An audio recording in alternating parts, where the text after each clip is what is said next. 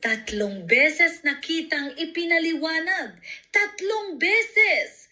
Ano ang naintindihan mo? Wala. Pero nag-practice tala ako. Nag-ensayo ako. Nag-aral ako. Saan ka nag-aral? Sa panaginip mo? Sinubukan ko tagla. Tigil! Tigil! Kahit ang 3 taong gulang kong kapitbahay ay mas mahusay magsalita kaysa sayo. Kumakain pa nga siya ng maliliit na bato.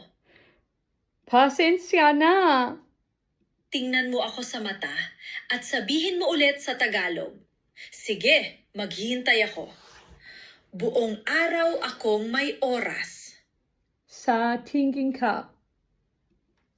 Wala ka nang iniisip. Gusto mo magsalita ng Tagalog? Sige, ulitin mo pagkatapos ko. Titigil na akong magtiis ng kalokohan.